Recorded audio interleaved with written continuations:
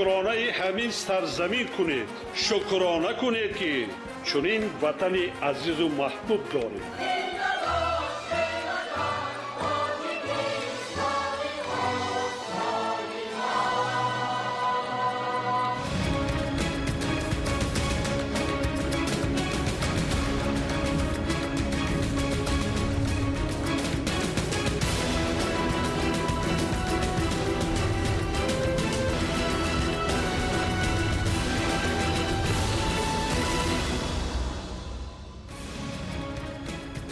ассалому алайкум тамошобинони муҳтарам. барномаи тилоотии ахборро аз телевизиони Тоҷикистон манзури шумо менамоем.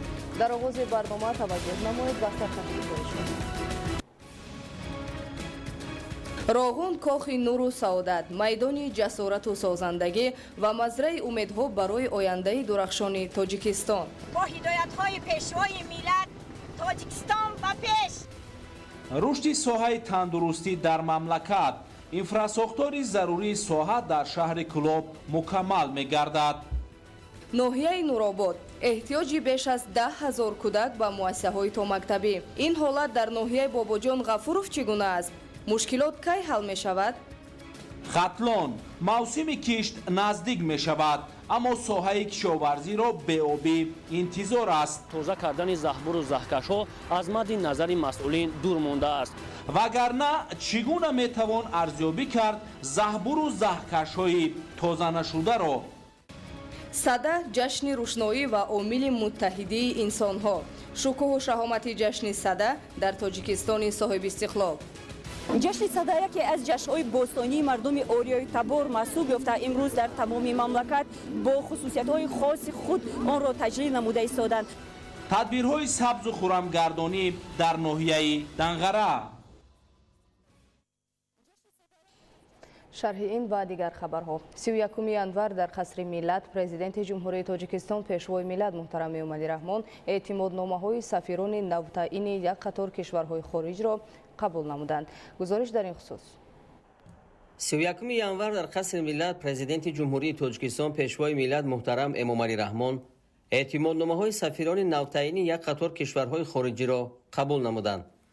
ضمن مراسم با پرزیدنت جمهوری تاجیکستان محترم امامعلی رحمان، سفیران فوق‌العاده و مختار شاهیگری متحده بریتانیا کبیر و ایرلندی شمالی خانم کاترین ایلن سمیتون، ژاپنیا خانم فروتا کیکو، جمهوری کره جان سانگ شیک، دولت فلسطین ادهم محمد علی حسن زینالدین، استرالیا خانم اندریا باخر، ایتالیا پیر گابریل پاپادیا دیبوتینی دی سانت آنزه، کانادا کریستوفر داگان، استرالیا جون ویلیام گیرینگ، الجزایر محمد ایرقی، سومالی فتح الدین علی محمد بیاو، کامبوجا سوک چیا و بالیواری ونزوئلا کریستوفر آلبرتو مارتینز بروتران اعتمادنامه‌های خود را با پیام و درود از رهبران کشورهایشان تقدیم کردند.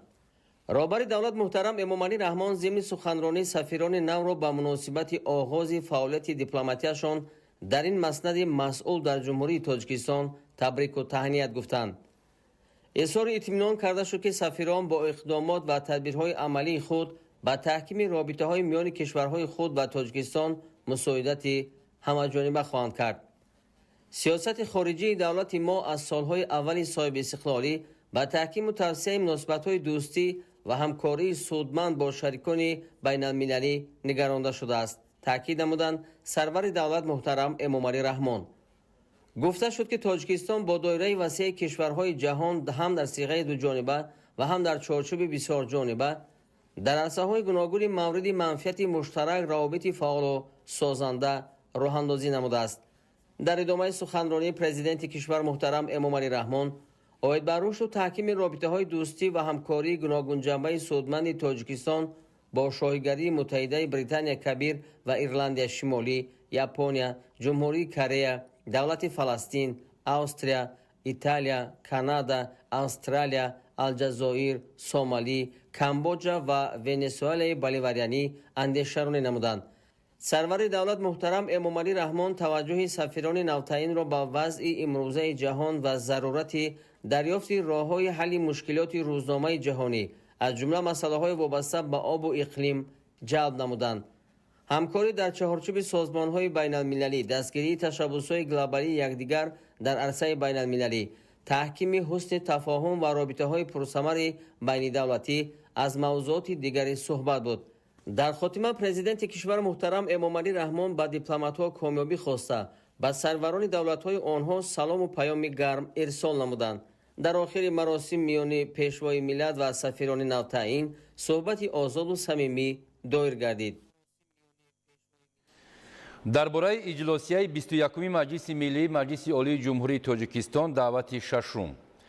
اجلاسیه 21 مجلس ملی مجلس عالی جمهوری تاجیکستان دعوت ششم 3 فوریه سال 2025 ساعت 10 در تالار اجلاسیه های مجلس ملی مجلس عالی جمهوری تاجیکستان برگزار می‌گردد.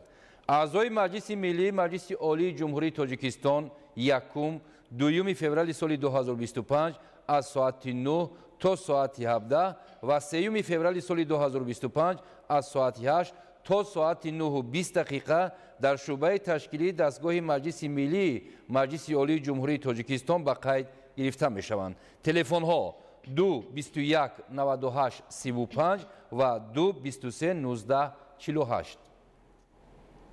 امروز تحت ریاست رئیس مجلس نمایندگان مجلس عالی جمهوری تاجیکستان محمد طاهر زاکرزاده اجلاسی ششم مجلس نمایندگان مجلس عالی جمهوری تاجیکستان دعوت ششم برگزار گردید که ضمن آن لایحه قانون جمهوری تاجیکستان درباره مراتوری به سنجش‌های فعالیت سوبیکت‌های صاحبکاری، لایحه قانون جمهوری تاجیکستان عاید به وارد نمودن علاوه به قانون جمهوری تاجیکستان درباره خرید دولتی و کنونسیا درباره امتیازها و مسئولیت کاتبان هیئت آن و نمایندگان دولت‌های اشتراکدار مشورت‌های همکاری و تدبیرهای باوری در آسیا مورد بررسی قرار گرفت.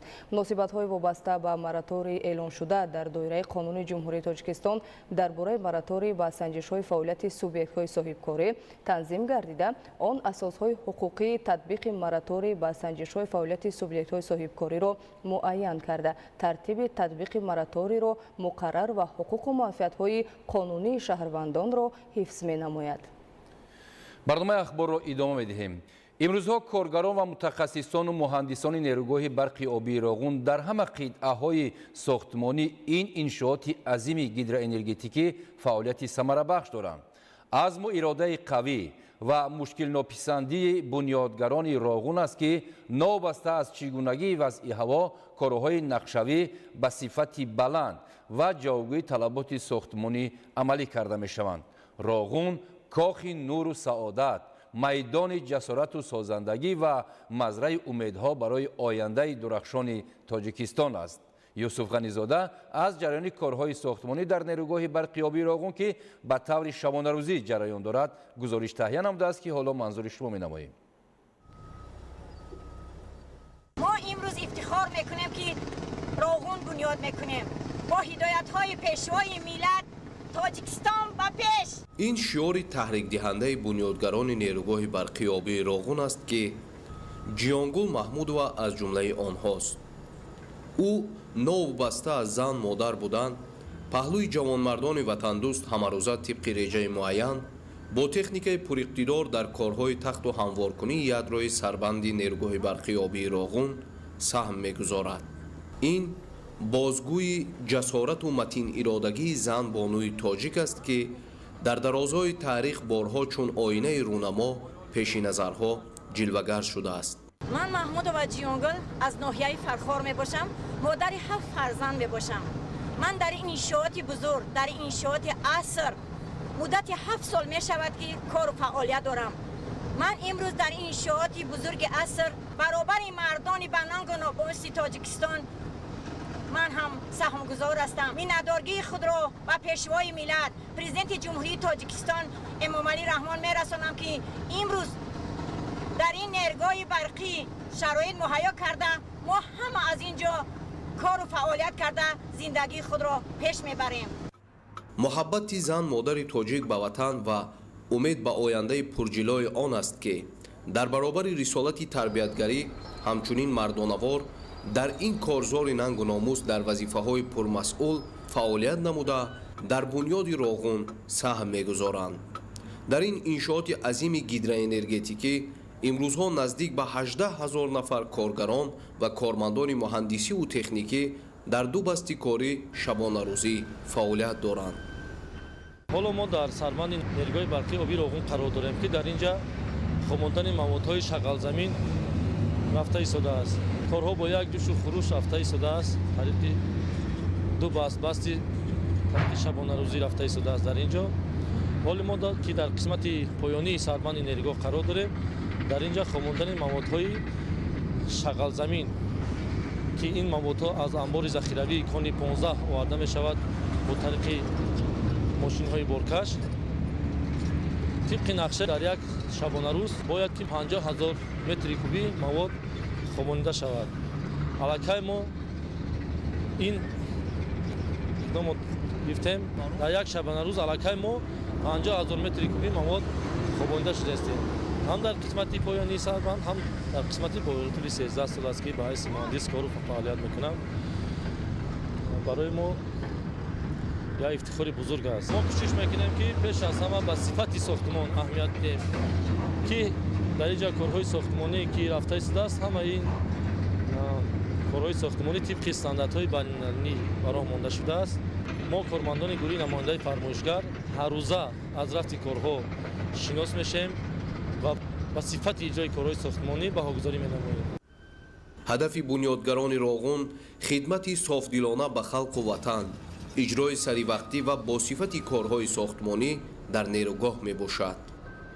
тӯли 2 сол мешавад ки ба ҳайси устои хитаи сарбанди ҷамъияти савомии кушодаи тоҷик гидроэлектромонтаж фаъолият менамоям. хушбахт аз он ҳастам ки ҳамчун як ҷавони ватандӯст дар ин иншооти бузурги гидроэнергетикии аср кор карда истодаем.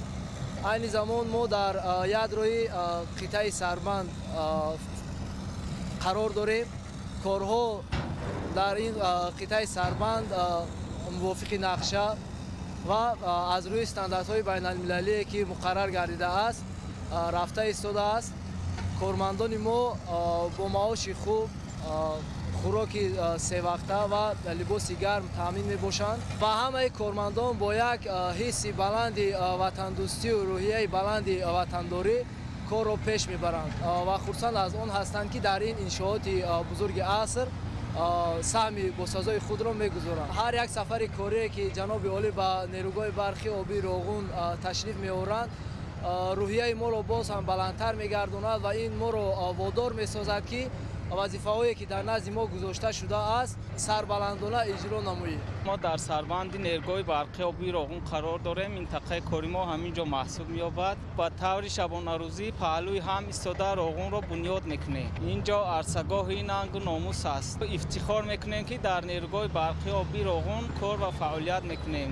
барои мо беҳтарин шароитҳо муҳайё карда шудааст. хӯрок, либоси гарм. мо аз ҳидоятҳои ҳамешагии пешвои миллат илҳом гирифта кӯшиш менамоем ки корҳои дар ихтиёр будаамонро бо сари баланд иҷро намоем. мо хурсандем ки имрӯз дар роғун кор ва фаъолият мекунем. саҳми худро ҳамчун фарзанди миллат саҳм мегузорем. роғун ояндаи тоҷикистонро боз ҳам дурахшонтар мекунад. дар таҳкурсии ядрои сарбанд хобонидани бетони кӯбидашаванда, корҳои арматурбандӣ ва бетонхобонии галерияҳо, корҳои сементатсияи мустаҳкамкунандаи ядрои сарбанд ва хобонидани маводи асфалт дар сатҳи болоии таҳкурсӣ ба анҷом расида, дар маҷмӯъ 293 446 метри кубӣ бетон хобонида шудааст ки аз ин 17 825 метри кубӣ бетони ҳамворкунанда, 269 621 метри кубӣ бетони кӯбидашаванда ва 6000 метри кубӣ маводи асфалт мебошад. корҳои сементатсияи мустаҳкамкунандаи таҳкурсии ядрои сарбанд бо шумораи 3359 адад чоҳҳо пурра ба анҷом расидааст. ин ҷо нақби сохтмонии қабати 4 аст. дар ин мавзеъ корҳои бетонхобонӣ, васлу насби оҳанфулузот ва арматурбандӣ бо суръат идома дорад. сохтмончиён азм доранд ки ба сифати корҳои сохтмонӣ таваҷҷӯҳи хос равона намоянд то ин ки солиёни зиёд ин нақб ва ин сохтмони бузург ба барои мардуми тоҷикистони соҳибистиқлол хизмат карда бошад.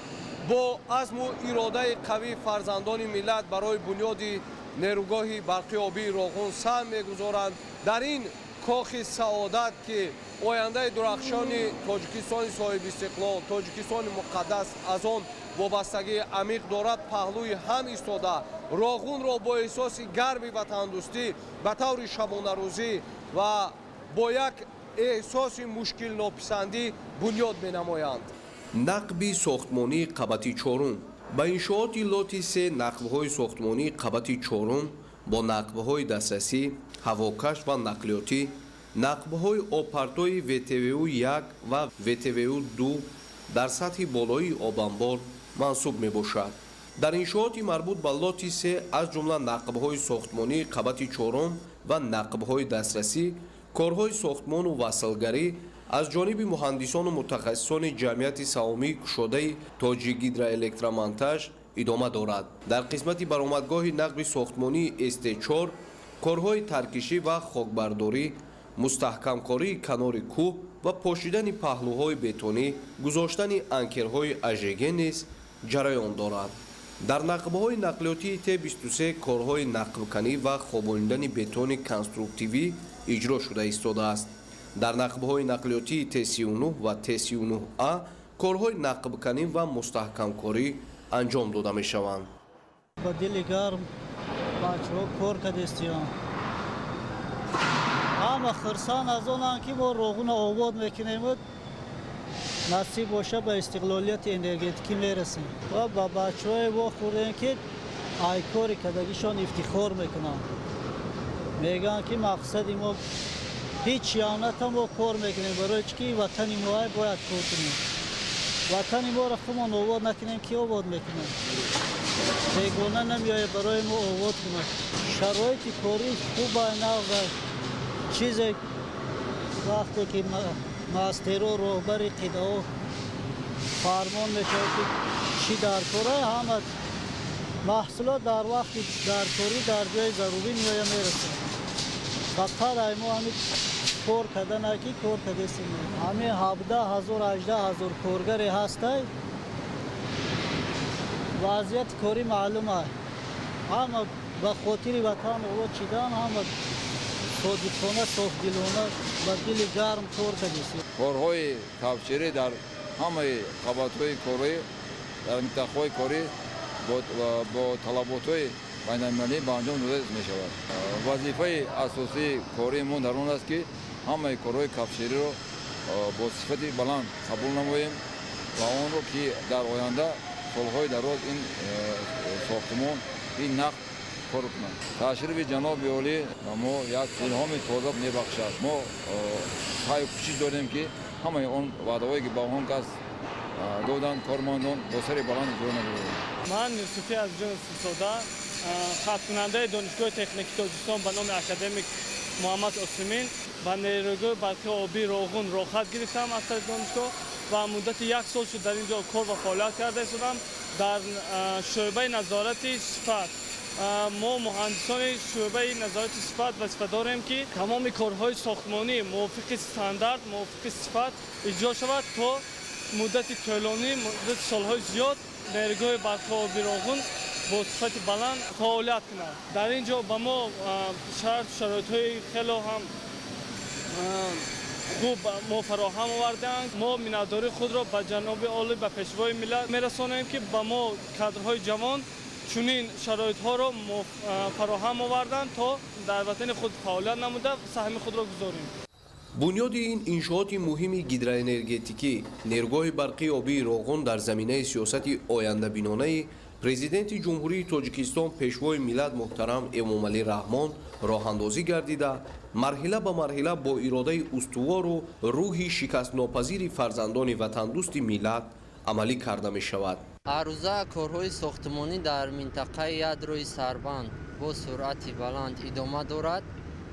ҳамаи маводҳое ки ҳаррӯза хобонида мешавад дар ин қисмати сохтмонӣ аз тарафи гурӯҳи намояндаи фармоишгар намунагирӣ карда шуда аз ташхиси озмоишгоҳӣ гузаронда мешавад. Дар ин ҷо корҳои сохтмонӣ бо тариқи шабонарӯзӣ дар ду баст идома дорад. Айни замон дар қисмати поёнӣ 4 хобондани маводи такягоҳӣ дар тарози 1040 идома доранд. мо ҳамчун ҷавони давраи соҳиби истиқлол аз он фахр мекунем ки дар чунин нерӯгоҳҳои бузурги аср кор ва фаъолият намуда истодаем.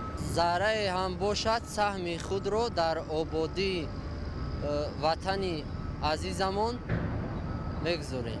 дар такягоҳи қисмати поёнии Сарбанд дар тарози 1040 метр қарор дорем. айни ҳол корҳои хобонидашуда бо сифати аъло рафта истодааст. мо дар ин нерӯгоҳи барқии оби Роғун кор ва фаъолият мебарем ки ҳар кас бояд давлати худ обод кунад. ҳар ки кунад Роғун бунёд, хонаи хеш кунад обод. имрӯз нерӯгоҳи Роғун ба арсаи нангу номус, майдони заҳмату меҳнат чун рамзи воқеии ватандӯстию меҳанпарастӣ, кафолати ободии имрӯзу фардои ватани маҳбуб, сарсабзии давлати соҳибистиқлол ва миллати бунёдкори тоҷик табдил ёфтааст. таърих имрӯз бар дӯши мардуми озодаву худшиноси тоҷик рисолати бузург, бунёди кохи нурро вогузор намудааст ки ин ҳам масъулияти азим ва ҳам ифтихору шарафи бузург аст. чунин масъулият ва шарафи бузурги миллиро коргарону кормандони ин иншооти тақдирсоз хуб дарку эҳсос мекунанд ва барои пешбурди хушсифати корҳо аз шароиту имконият пурсамар истифода мебаранд. Роғун шукӯҳ, Роғун шаҳомат, Роғун корзори нангу номус, ҷабҳаи бузурги нусрату зафармандӣ ва кохи нуру саодати миллат аст. дар ин корзори нангу номус фарзандони ватандӯсти тоҷик бо эҳсоси гарми ватандӯстӣ синаи кӯҳҳои бузургу сарбаосмонро сурох намуда ба хотири фардои дурахшони тоҷикистони муқаддас Роғунро бунёд менамоянд. новобаста аз чӣ гунагии вазъи ҳаво корҳо дар ин иншооти азими гидроэнергетикӣ бо ҷӯшу хуруш идома меёбад. дар дили шаб кормандони нерӯгоҳи барқии обии Роғун корро вусъат бахшида бо сифати баланд кӯшиш менамоянд ки корҳои сохтмониро ба анҷом расонанд. бо бунёди нерӯгоҳи барқии обии Роғун ки аз ҷумлаи иқдомоти наҷибу ояндабинонаи президенти ҷумҳурии Тоҷикистон пешвои миллат муҳтарам Эмомалӣ Раҳмон бунёди ин иншооти бузурги гидроэнергетикӣ ба ҳисоб меравад, Тоҷикистон ба марҳилаи нави рушд ворид мегардад. дар ноҳияи хобалинги вилояти Хатлон бо истиқболи ҷашни 35-солагии истиқлоли давлатӣ корҳои созандагӣ вусъат дода мешавад. дар ин замина 221 иншооти таъиноти гуногун бунёду навсозӣ шуда инфрасохтори маҳал боз ҳам мукаммал мегардад. гузориши Анваршоҳ Сайдализода. дар доираи омодагиҳо ба истиқболи сазовори ҷашни шоистаи миллат 35-солагии истиқлолияти давлатии ҷумҳурии Тоҷикистон дар ноҳияи Ховалинг бунёд, таъмир ва таҷдиди садҳо иншооти таъиноти гуногун аз он ҷумла маориф, тандурустӣ, фарҳанг, марказҳои савдо ва хизматрасонӣ ба нақша гирифта шуда аз ҷониби масъулон дар ин самт пайваста чораҳои амалӣ андешида мешавад. корҳои ободонию созандагӣ дар ҷамоатҳои шаҳрак ва деҳоти ноҳияи Ховалинг бо дастгириҳои ҳукумати ҷумҳурии Тоҷикистон, мақомоти иҷроияи ҳокимияти давлатӣ, ҷалби шарикони рушд ва соҳибкорони бонангу ори маҳаллӣ ба роҳ монда шудааст. дар натиҷаи вусъати бесобиқаи тадбирҳои созандагӣ соли 2024 дар ноҳияи Ховалинг зиёда аз 40 иншооти гуногун таъинот, бунёду навсозӣ гардида мавриди истифода қарор дода шуданд ки ин раванд ба таъсиси даҳҳо ҷойҳои корӣ замина гузошт. айни ҳол дар ноҳия сохтмони дигар иншооти ба нақша гирифта шуда марҳуми тоза касб намудааст. бахшида ба ҷашни 35-солагии истиқлоли давлатии ҷумҳурии Тоҷикистон дар ноҳияи Ховалинг 221 адад биноу иншоотҳо ба нақша гирифта шуда, то ин ҷониб 125 адад биноу иншоотҳо сохта ба сифати баланд ба истифода дода шудааст. иншоотҳои ба нақша гирифта шуда дар соҳаҳои гуногун аз ҷумла саноат, маориф, тандурустӣ, фарҳанг, варзиш ва ба дигар соҳаҳои гуногун рост меояд. дар соли 2024 40 адад биноу иншоотҳо ба нақша гирифта шуда буд, 43 адад биноу иншоотҳо сохта ба сифати баланд ба истифода дода шудааст. яъне аз нақша 3 адад барзиёд мебошад. дар ин замина зиёда аз 100 ҷойи кории нав фароҳам оварда шудааст. айни замон дар ноҳияи хоалин корҳои ободониву бунёдкорӣ ривоҷи тоза дошта сифат ва иҷрои саривақтии корҳои сохтмонии иншооти бунёдшаванда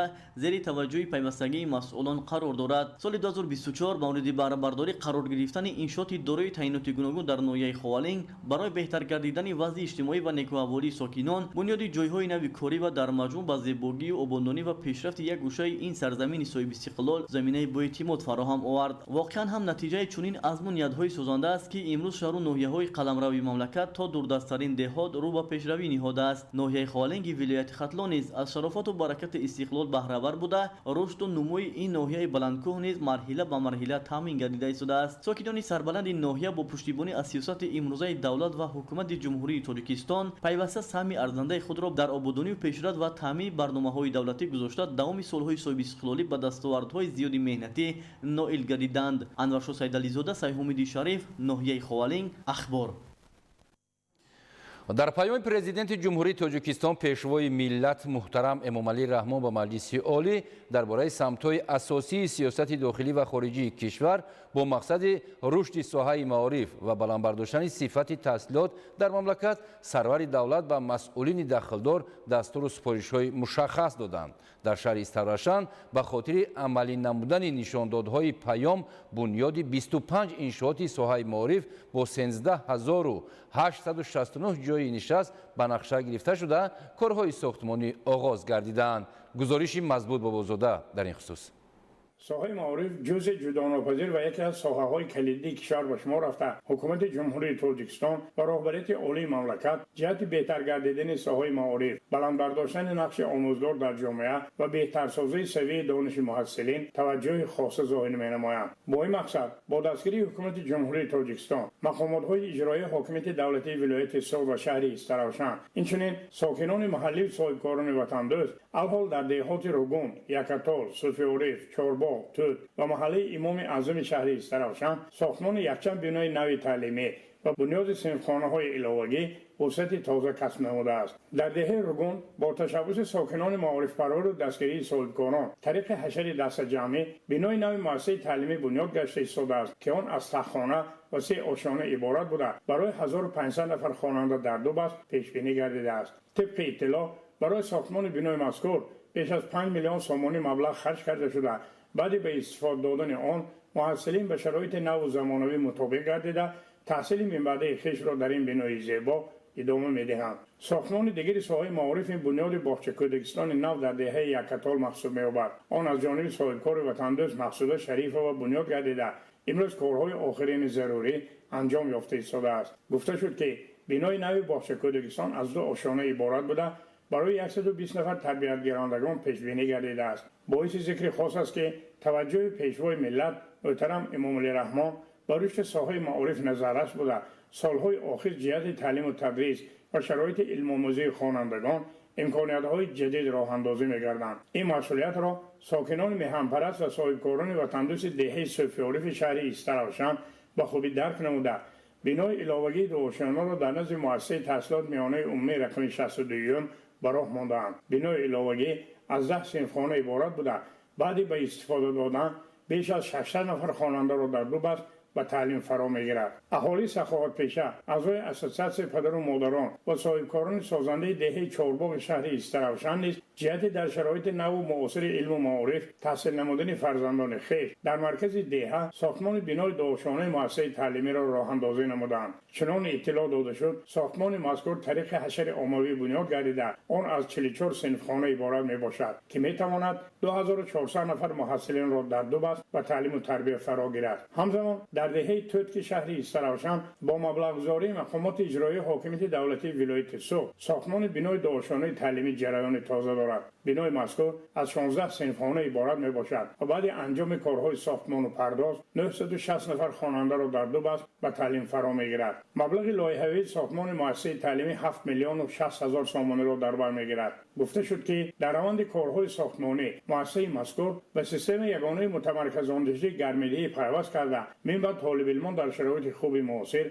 به علم آموزی مشغول می‌گردند. اینچنین در پهلوی مؤسسه تعلیمی جریان کارهای ساختمانی تالار بالاپوشته ورزشی با مرام ادامه دارد. در این برابر در کمیته محلی به نام امام اعظم شهر ایستراوشن با تشبث ساکنان و صاحبکاران ساختمان بنای نو علاوگی با در نظر داشت 16 صنفخانه در نزد مؤسسه تعلیمی رقم 5 به نام استاد ابو عبدالله رودکی جریان دارد. پس از به فعالیت شروع نمودن 800 نفر خواننده در دو بست به علم آموزی فرا گرفته می شود. در مجموع در حدود شهر ایستراوشن ساختمان 25 انشاءات تعلیمی عبارت از 3 بنای نو مؤسسه تعلیمی 231 صنفخانه برای 13860 جای نشست، 4 تالار ورزشی، 1 میدانچه ورزشی، 3 آشخانه، 2 کتابخانه و 2 مجلسگاه جریان تازه کسب نموده است. مزبوط بابازاده، فردوس عمرов، عمرجان یوسفов، شهر ایستراوشن، اخبار. در ناحیه وخش با استقبال جشن 35 سالگی استقلال دولتی بنیاد 250 انشاءات به نقشه گرفته شده تا امروز 100 عدد آن مورد استفاده قرار گرفته است. در این برابر امروزها کارهای ساختمانی در مجمع ورزشی ناحیه وسعت داده می شود. ادامه مطلب در گزارش اسماعیل صاحب نظر و موسی نور محمد. ورزشگاه مرکزی ناحیه وخش هنوز سالهای 60 قرن گذشته بنیاد شده، دوام سالهای آخر فرسوده گردیده به تعمیر و نوسازی نیاز پیدا کرده بود. طور متصدیان ابراز می‌نمایند برای جوابگو نبودن ورزشگاه به طلبات زمان از جانب مسئولین مقامات اجرایی حاکمیت دولتی ولایت ختلان ایراد گرفته شده، جهت تجدید آن مصلحت‌ها پیشنهاد گردیده بود. اکنون با در نظر داشت طلبات زمان وابسته به استاندارد فدراسیای فوتبال در ادامه کارهای آبادانی بخشیده به جشن 35 سالگی استقلال دولتی با تشبث مسئولین مقامات اجرایی حاکمیت دولتی در همکاری با صاحبکاران آبادگر آن به پررگی از نوسازی کرده می شود. امروزها کارهای ساختمانی در انشاءات مذکور ادامه داشته. طبق طلبات لایحه نوسازی آن متخصصان توسط تکنیک‌های ساحه به تخت و هموارکنی حدود مجمع ورزشی مشغول هستند. با گفته مسئولین در زمینه ورزشگاه موجوده مجمع معاصر ورزشی بنیاد گردیده، از روی لایحه از میدان اساسی فوتبال با زیاده 3000 جای نشست، میدانچه خرد فوتبال، تالار تمرین و مشق بدن، میدان تنیس، آشخانه، اتاقهای کاری، لباس عوضکنی، حمام و دیگر انشاءات یاری رسان عبارت بوده. اطراف آن پنجره بندی و دروازه درآمدگاه از نو بنیاد کرده می شود. طور گفته شد بعد بنیاد مجمع نوی ورزشی در مرکز ناحیه وخش امکان فراهم می‌گردد که در برابر برگزاری بازی فوتبال همچنین دیگر چاره‌بینی‌های فرهنگی فراغتی و با جلب قشر گوناگون اهالی مسابقه‌های ورزشی راه اندازی کرده شود. مسئولین ابراز داشتند که بهر سری وقت و با صفت و جوابگوی طلبات ساحه انجام دادن کارهای ساختمانی در مجمع نوی ورزشی تکنیک و مسائل لازمه دسترس کرده می شود. ساکنان ناحیه وخش در سمت سازندگی تجربه خوب داشته در دایره تجلیل سزاوار از جشن 35 سالگی استقلال دولتی تصمیم دارند که از حساب مبلغ‌های بودجتی و حصه ارزنده صاحبکاران محلی بیش از 250 انشاءات گوناگون را ساخته مورد بهره برداری قرار دهند که در برابر تامین اینفراساختار محل و مهیا گردیدن شرایط مساعد کار و روزگار همزمان صدها نفر با جای کاری تامین می‌گردند.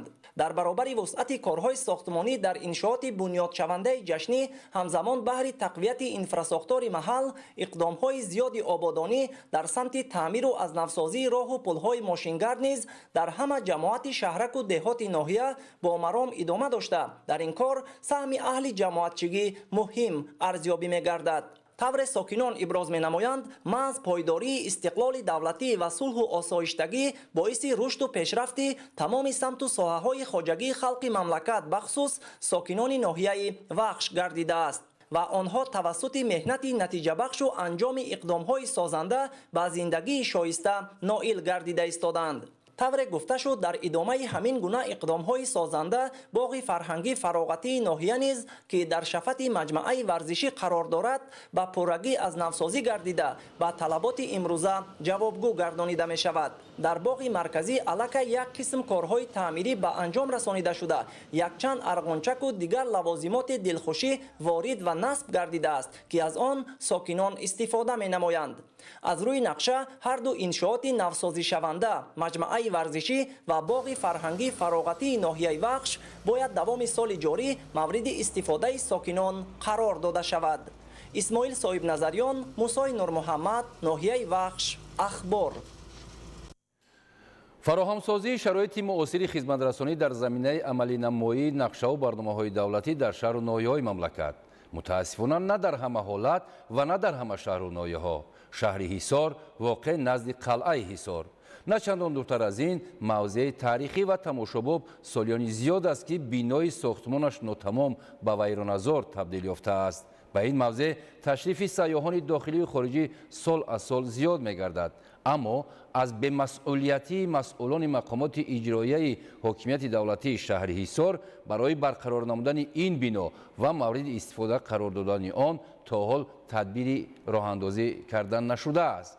و عباره ساکنان همچون باغچه بنیاد و به استفاده دادن بینای مذکور از منفیت خالی نیست، چون که اهالی دهه‌های اطراف از نبودن کودکستان سالهاست که تنقیسی میکشند. وضع واقعی و حالت تأسف آور در نوار تهیه نموده خبرنگاران ما.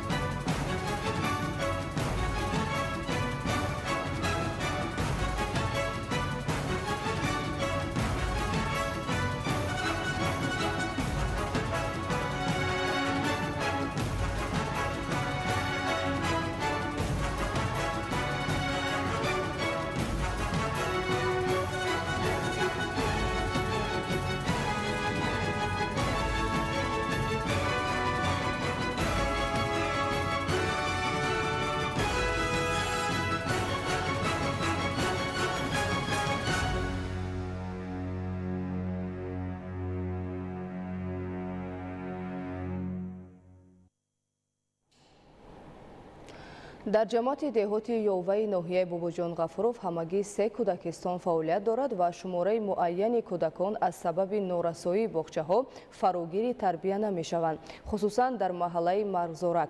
چندین سال پیش در این محله با بنیاد کودکستان آغاز کردند، ولی با سبب های گوناگون کارهای ساختمانی به انجام نرسید و انشاءات ناتمام باقی ماند. سبب و عامل های این حالت در گزارش عبدالوهاب عبدالستار و الیاس باباجان. айни замон дар ноҳияи бобоҷон ғафуров 38 муассисаи таҳсилоти томактабӣ амал менамояд ва фарогирии кӯдакон ба ин зинаи таҳсилот бе назардошти марказҳои инкишофи кӯдак 18.2%-ро ташкил медиҳад. طبق معلومات در زمان صاحب استقلالی با مبلغ گذاری حکومت مملکت و سهم گذاری صاحبکاران در ناحیه 22 کودکستان نو و زمانوی مورد بهره برداری قرار داده شده. در مؤسسه های تحصیلات تا مکتبی شرایط و امکانیت تعلیم و تربیت بهتر گردید.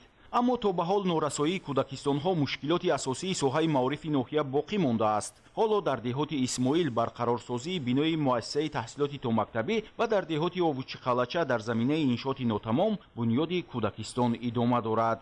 тибқи маълумот дар ноҳия танҳо дар деҳоти чашмасор кӯдакистон мавҷуд нест ва ба таъкиди масъулони шуъбаи маориф ин мушкилот бо бунёди иншооти нав то ҷашни 35-солагии истиқлоли давлатӣ бартараф мегардад.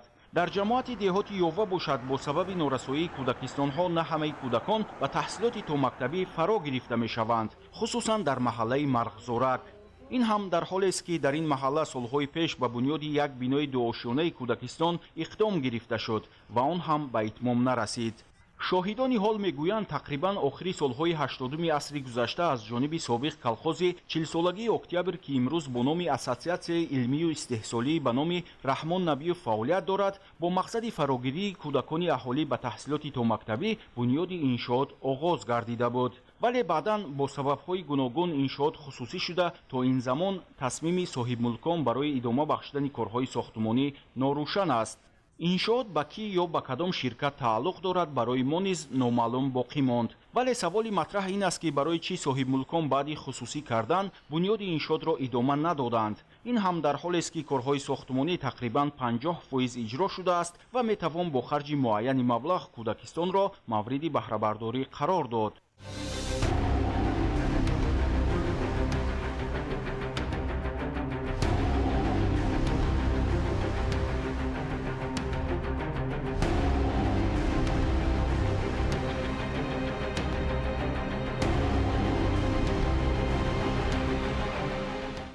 бинои сохтумонаш нотамом дуошёна буда агар ҳолат чунин идома ёбад, бетаваҷҷӯҳию бемасъулиятии соҳибмулкон оянда ба хароб гардидани иншоот боис мешавад. ҳоло иншоот пойбарҷост ва идома додани корҳои сохтумонӣ имконпазир аст. мушоҳидаҳо собит месозад ки шумораи муайяни кӯдакон махсусан дар деҳот аз сабаби норасоии боғчаҳо фарогирӣ тарбия намешаванд ва як давраи муҳими ҳаёти худро ки ба қавли табибон давраи муҳими инкишоф аст бидуни омӯзиш ба таври бояд аз даст медиҳанд, хусусан дар маҳаллаи марғзораки деҳоти ёва. ба гуфти сокинони имрӯзҳо аксари кӯдакони ин маҳалла дар кӯдакистонҳои шаҳри хуҷанд ба таҳсилоти томактабӣ фаро гирифта шудаанд. агар бунёди кӯдакистон дар маҳаллаи марғзораки деҳоти ёва идома ёбад, мушкилоти мавҷуда ки солҳо инҷониб пайи рафъи он чораандешӣ нашудааст бартараф мегардад. абдуваҳоби абдусаттор, Илёс Бобоҷон, ноҳияи Бобоҷон Ғафуров, ахбор. дар ноҳияи Нуробод 2 муассисаи томактабӣ ва 23 гурӯҳи маркази инкишофи кӯдакон фаъолият дошта, дар онҳо 595 нафар кӯдак ба таълиму тарбия фаро гирифта шуданд. матлаби бештар дар гузориши Дигули Маҳмуд. дар паёми президенти ҷумҳурии тоҷикистон муҳтарам Эмомалӣ Раҳмон дар бораи самтҳои асосии сиёсати дохилӣ ва хориҷии ҷумҳурӣ ба роҳбарони вилоятҳо ва шаҳру ноҳияҳо дастур дода шуд ки дар 5 соли оянда бо назардошти афзоиши аҳолӣ дар ҳар маҳалли аҳолинишин ки 100 оила зиндагӣ мекунад, як муассисаи томактабӣ бунёд намоянд. зеро зинаи таҳсилоти томактабӣ барои ташаккули қобилияти зеҳнии кӯдакон марҳалаи хеле муҳим ба ҳисоб рафта, омӯзиши барвақтии кӯдак барои гирифтани таҳсили минбаъда дар мактаб заминаи асосӣ мегузорад. аз ҷумла то ҳамин давраи соли ҷорӣ ҷиҳати амалӣ шудани барномаи рушди таҳсилоти томактабӣ дар ҷумҳурии тоҷикистон барои солҳои 2020-2025 дар ноҳияи Нуробод ҳамагӣ 2 муассисаи томактабӣ ва инчунин гурӯҳҳои маркази инкишофи кӯдакон дар назди муассисаҳои таълимӣ фаъолият доранд. дар ноҳияи Нуробод 2 муассисаи томактабӣ ва 23 гурӯҳи маркази инкишофи кӯдак бо фарогирии 595 нафар кӯдак фаъолият доранд. айни замон бо мақсади амалӣ шудани нишондодҳои паёми президенти ҷумҳурии Тоҷикистон муҳтарам Эмомалӣ Раҳмон дар назди 16 муассисаи таълимӣ биноҳои иловагӣ бунёд шуда истодаанд ки оянда биноҳои собиқи онҳо аз навсозӣ шуда ба муассисаҳои таҳсилоти томактабӣ табдил дода мешаванд. муассисаи таҳсилоти томактабии шаҳраки Дарбанд дар партаби барномаҳои ҳукумати ҷумҳурии Тоҷикистон барои ҷалби бештари кӯдакон барои 120 ҷой сохта ба истифода дода шудааст. бинои муассисаи таҳсилоти томактабӣ аз 2 ошёнаи кушоду барҳаво иборат буда барои истироҳату омӯзиши забонҳои хориҷии кӯдакон аз қабили синфхонаҳои кушоду барҳаво, воситаҳои аёнӣ, ҷойи хоб, ошхона ва дигар шароитҳои зарурӣ пурра муҳайё мебошад то мураббияҳо дар ин муассисаҳои томактабӣ шумораи бештари кӯдаконро ба таълиму тарбия ҷалб намоянд. зеро кӯдакистон бояд наслеро тарбия кунад ки содиқу худогоҳ инчунин ватандӯст ба воя расонида шавад. дар маркази ҷамоати деҳоти меҳробод бинои муассисаи томактабии рақами 1 фаъолият дорад ки барои боз ҳам беҳтар шудани шароити ин кӯдакистон вазорати маориф ва илми ҷумҳурӣ ба қадри зарурӣ катихоби дуошёна, мизу курсии кӯдакона, ҷевон ва дигар таъзизот кӯмак намуданд то шумораи кӯдакон афзуда шароити таҳсилу истироҳати онҳо боз ҳам беҳтару хубтар гардад. барномаи рушди муассисаҳои таҳсилоти томактабӣ ва таҳсилоти умумии хусусӣ дар ҷумҳурии Тоҷикистон яке аз ҳамтои асосии дастгирӣ ва ҳамкории давлат бо бахши хусусӣ ба шумор рафта дар ин замина дар деҳаи садоқат аз ҳисоби аҳолӣ бинои дуошонаи боғчаи кӯдакона дар арафаи ба истифодадиҳӣ қарор дорад. айни замон дар 2 муассисаи томактабӣ ва 23 марказҳои инкишофи кӯдакони ноҳияи Нуробод ҳамагӣ 595 нафар кӯдак таҳсил дошта беш аз 10,000 нафар кӯдаки дигар ба муассисаҳои томактабӣ эҳтиёҷ доранд. идигули маҳмуд, додарҷони мирзозода барои барномаи ахбор аз ноҳияи Нуробод. олимону мутахассисони соҳаи кишоварзӣ тоза кардани заҳбуру заҳкашҳоро омили муҳими баландбардоштани ҳосилхезии замин ва беҳ гардонидани ҳолати мелиоративии он арзёбӣ мекунанд. мутаассифона имрӯзҳо мушоҳида мегардад ки дар як қатор шаҳру ноҳияҳои вилояти Хатлон аз ҷумла дар канори роҳи Бохтар Панҷипоён ки аз ҳудуди ноҳияҳои Вахш, Кушониён ва Ҷалолиддини Балхӣ мегузарад, заҳбуру заҳкашҳо солиёни зиёд аст ки тоза карда намешавад. матлаби муфассал дар гузориши ҳамкорони мо.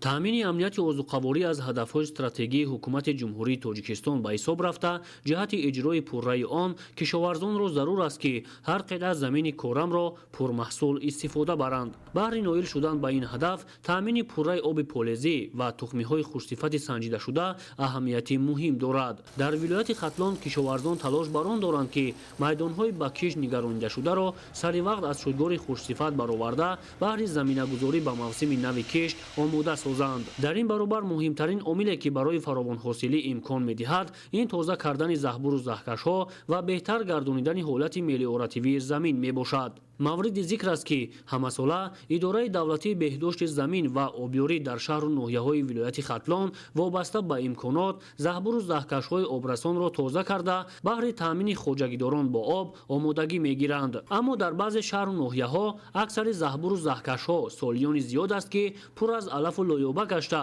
баҳри тоза кардани он чораи андешидан нашудааст. масалан дар канори шоҳроҳи Бохтар Панҷипоён дар ҳудудҳои ноҳияҳои Вахш, Кушониён ва Ҷалолиддини Балхӣ чунин ҳолатро вохӯрдан мумкин аст.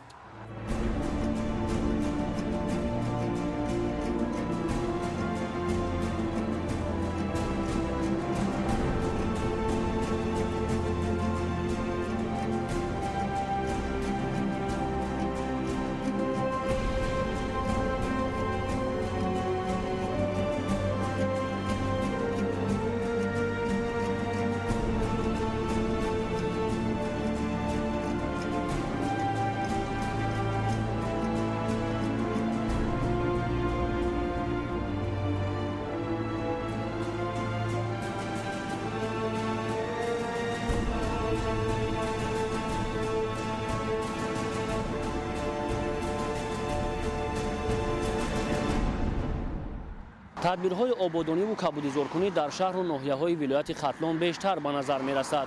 вале аз чӣ бошад ки тоза кардани заҳбуру заҳкашҳо аз мадди назари масъулин дур мондааст. ҳолон ки баланд бардоштани ҳолати мелиоративии замин, фаровонҳосилии маҳсулот ва сабзиши пурраи ниҳолон аз тоза кардани заҳбуру заҳкашҳо вобастагии калон дорад.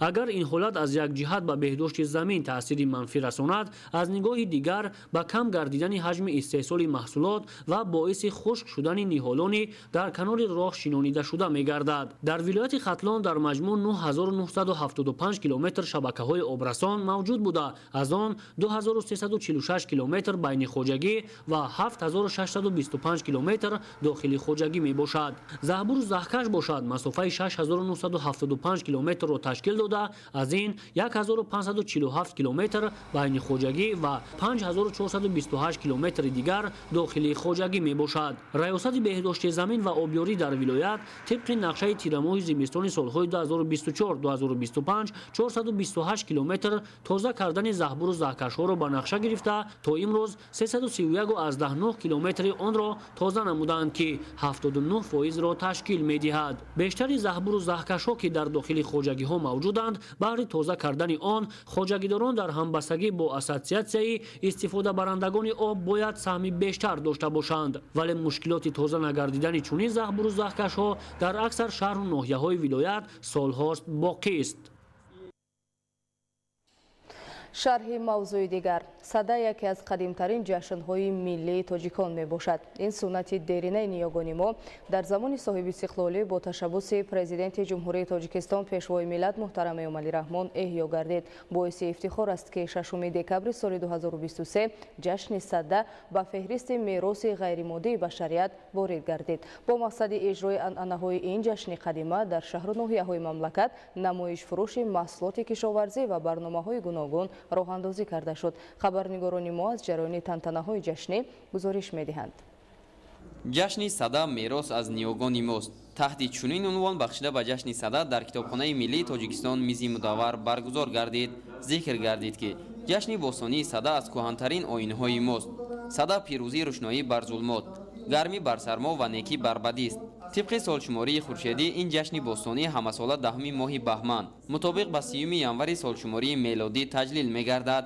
در این هنگام سردی زمستان به اوج خشم می‌رسد و مردم آمادگی را برای گذراندن کارهای صحرایی در فصل بهار آغاز می‌کنند. تاکید گردید که در سرچشمه‌های تاریخی و بدیعی آید به اصطلاح صدا اندیشه‌ها گوناگونند. اما مهمترین تفسیر مردمی واژه صدا از شماره 100 گرفته شده 50 شب و 50 روزی تا رسیدن نوروز را افاده می‌کند. یعنی صدا پیشاهنگ یا خود مژده‌رسانی جشن نوروز عالم افروز است. صدا رمزی رفتن نیمه زمستان است که به مردم مژده نخستین بهار را می‌آورد و دهقانان را برای کشت و کار صحرایی آماده می‌کند. این است که مردم مخصوصا دهقانان در این ایام از روی انانه به کندن و تازه کردن کانال و جویبارها، یخابمانی باغ و تاکزار، کشت زمین و پوشیدن نوری‌های مینرالی به زمین‌ها، تیار نمودن تخمی کشت، نگاهبینی مخصوصی چاروا و حیوانات خانگی برای از فصل زمستان سالم برآوردن آنها چاره‌های مخصوص می‌اندیشند. در رفت چاره‌بینی اشتراکیان در موضوعهای تفاوتی دستورخوان جشن صدا از دیگر جشن و مراسم‌های ملی، صدا در مسیر تاریخ و جشن صدا خودشناسی و همبستگی انسانیت سخنرانی نمودند. جشن صدا در برابر دیگر مراسم و سنت‌های ملی خلق تاجیک در زمان صاحب استقلالی دوباره احیا شده در تمام مناطق کشور با رعایت و ترغیب عنعنه‌های نکش تجلیل می‌گردد. در دانشکده تربیت جسمانی تاجیکستان به نام سعید مومن رحیموف جهت ارجگذاری به سنت‌های نیاگان و احیای عنعنه‌های ملی جشن صدا تجلیل کرده شد. تنتنه‌های ادانه به افتخار جشن صدا در دانشکده تربیت جسمانی تاجیکستان به نام سعید مومن رحیموف شکوه و شهامت خاص داشت. در همایش جشنی مسئولین، کارمندان و آموزگاران، دانشجویان دانشکده، نمایندگان کمیته کار با جوانان و ورزش، سابقه‌داران ساحه و ورزشگران معروف اشتراک نمودند. جشن صدا مردم را به خودشناسی، آسایش و دوستداری طبیعت تلقین می‌نماید. با مناسبت جشن صدا در صحن مؤسسه محصولات کشاورزی، هنرهای مردمی، انواع نانی، شیرینی، خوراک‌های ملی و نمودهای گوناگون ورزش نمایش داده شد.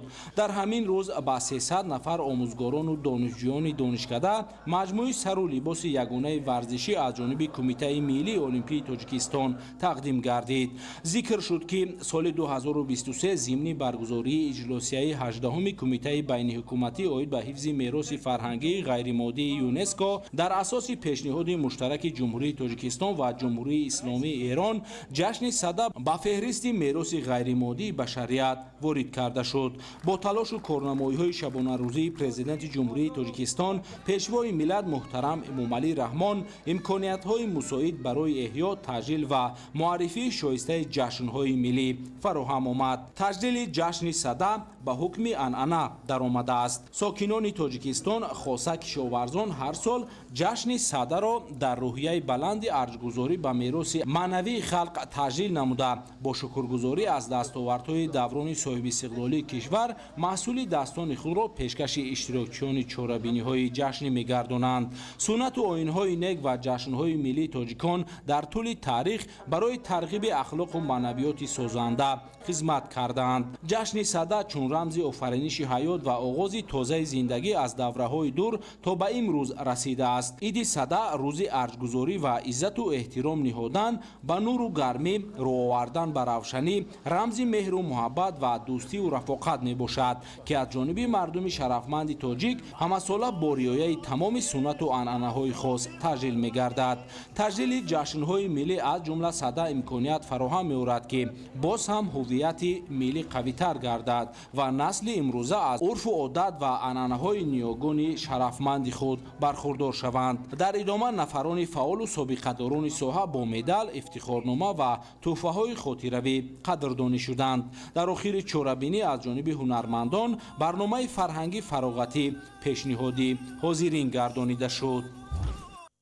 ҷашни сада дар миёни ҷашнҳои бостонии мардуми тоҷик аз қабили наврӯзи байналмилалӣ тиргону меҳргон мақоми ҷойгоҳи хусае дошта ифодагари омодагии аҳли заҳмату кишоварзони мамлакат ба гардиши табиат ва киштукори баҳорӣ маънӣ дод мегардад. боиси қайд аст ки баъди расидан ба истиқлолияти комили миллӣ бо ташаббусҳои неки роҳбарияти олии мамлакат дар ҷумҳурии тоҷикистон як қатор суннатҳо ва ҷашнҳои миллӣ эҳё гардиданд ки бархе аз онҳо садсолаҳо боз аз назари мардум дур буданд. маҳз бо шарофати استقلاليت دولتی و سیاست خردمندانه پیشوای ملت پرزیدنت جمهوری تاجیکستان محترم امامعلی رحمان مقام و منزلت ایدهای اجدادی و ملی از جمله صده جایگاه خود را پیدا نموده جهت تکامل خودشناسی و خودآگاهی ملی و تشکل معنویات ارج گذاشتن به ارزش‌های ملی احیا نمودن رسم و رسوم اجدادی مستعد نموده ایستادند. جشن صده یکی از جشن‌های باستانی مردم اوریای تبار محسوب یافته امروز در تمام مملکت با خصوصیت‌های خاص خود آن را تجلیل نموده ایستادند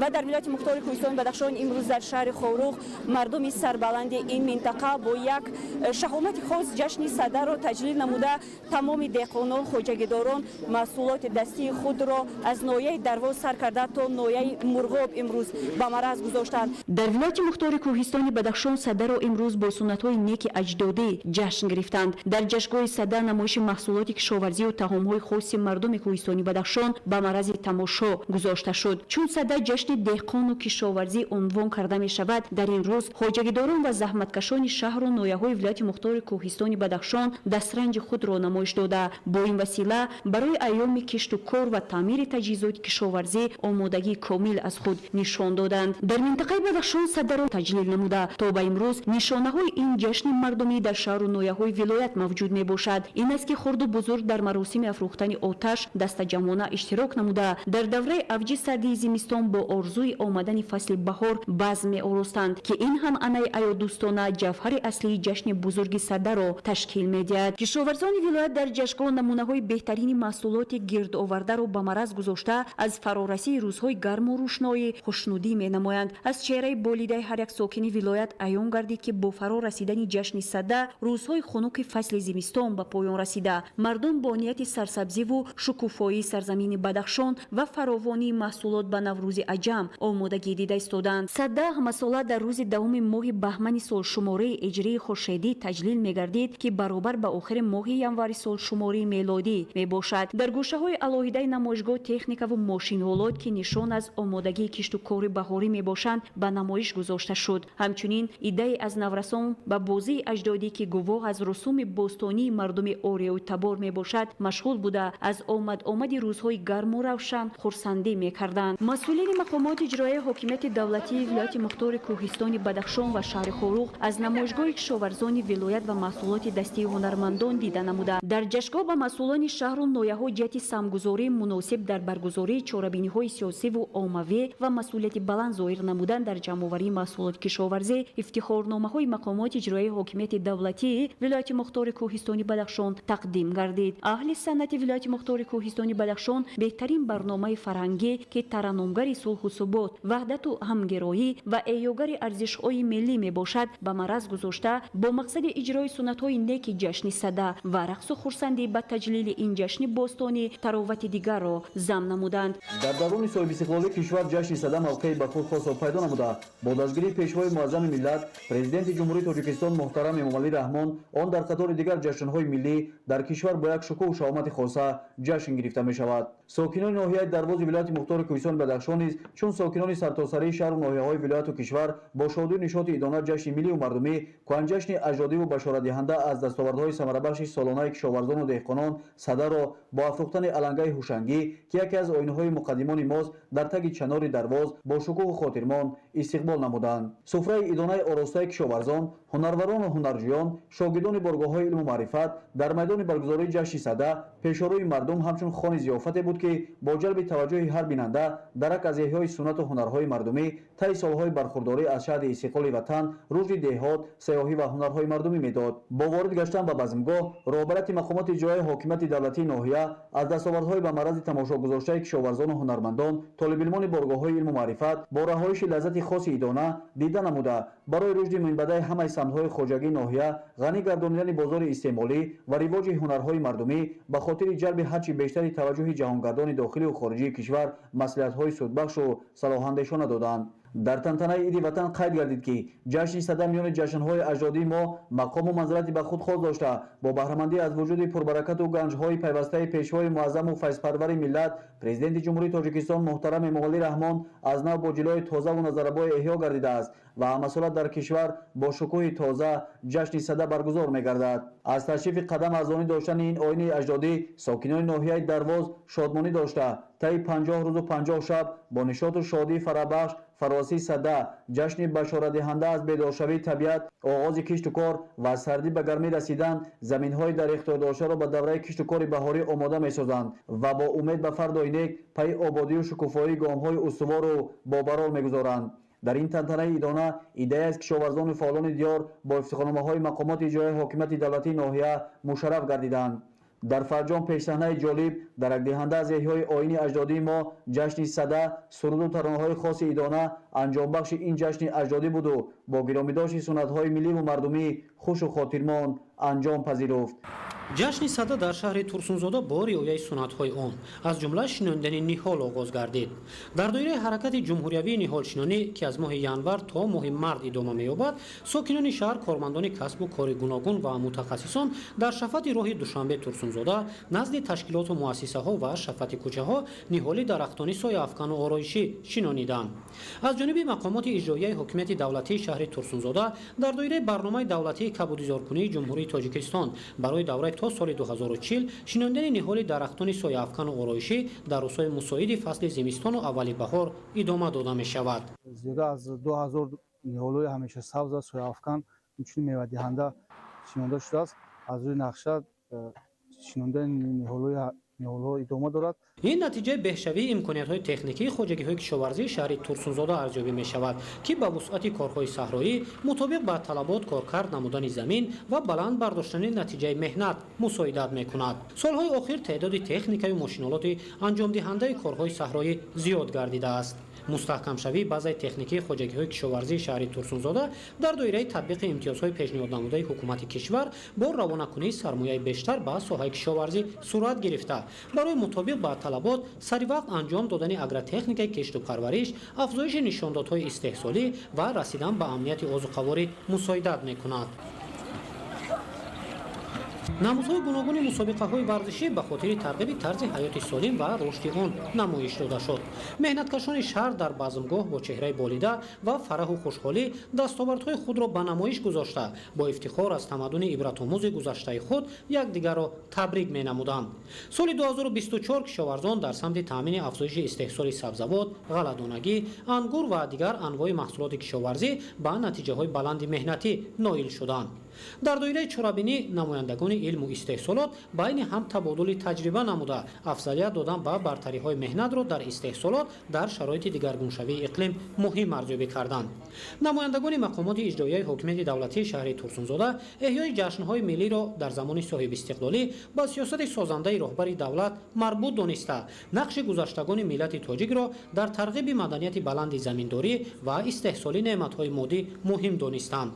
иҷрои суннатҳои ҷашнҳои миллӣ, табодули таҷриба байни илму истеҳсолот, истифодаи пурраи имкониятҳои мавҷуда, аз як замин гирифтани чанд ҳосил ба даст овардани самараи баланди иқтисодӣ ва саҳмгузории намунавӣ дар таъмини амнияти озуқавории мамлакатро кишоварзони шаҳри турсунзода яке аз вазифаҳои асосии худ маънидод мекунанд. дар боғи фарҳангии шаҳри ваҳдат бо мақсади дар сатҳи баланд доиру баргузор намудани ҷашни садда пеш аз ҳама кишоварзон, боғдорон, хоҷагидорон ва сокинони 11 ҷамоати деҳот дар гӯшаҳои алоҳида нозу неъматҳои моддӣ, маҳсулоти соҳаи кишоварзӣ ва дастовардҳои хешро пешниҳоди меҳмонон ва иштирокчиён намуданд. ниҳол шинонидан ва боғ бунёд намудан яке аз фазилатҳои хоси ҷашни садда маҳсуб меёбад. дар ин рӯз бо мақсади сарсабз намудани як гӯшаи диёр ин оини ҷашни миллии садда риоя гардида дар боғи фарҳангии шаҳр ниҳолҳои ҳамешасабз шинонида шуд. боиси шукргузорист ки дар замони соҳибистиқлолӣ ҷашни садда ба сифати маросими кишоварзону боғдорон ва дар маҷмӯъ ҳамчун оини сирф мардумӣ таҷлил карда шуда он бо ғояву моҳияти хеш дар таҳкими садоқат ба ватан, осоишу ваҳдати инсонҳо, дӯст доштани табиат ва заҳмат кашидан ба хотири баракату фаровонӣ хизматҳои арзишманд менамояд. дар чорабинӣ роҳбарияти шаҳр иброз доштанд ки имрӯз дар баробари дигар ҷашнҳо иди саддаро чун иди миллӣ ҷашн мегиранд ки ин иқдом асолати пешинаи хешро на фақат барқарор карда, балки ба арзишҳои миллии ниёгон арҷ гузоштан мебошад. ҳамин тариқ ҷашни садда яке аз ҷашнҳои мавсимию маросимии мардуми ориётабор аз ҷумла ниёгони тоҷикон буда, он ҳамчун рамзи бузургдошти меҳр, омодагӣ ба кишту кори баҳорӣ ва муждаи наврӯз пазироӣ мегардид. садда рамзи рафтани нимаи зимистон буд ки ба мардум муждаи нахустини баҳор меовард ва деҳқононро барои кишту кори саҳро омода менамуд.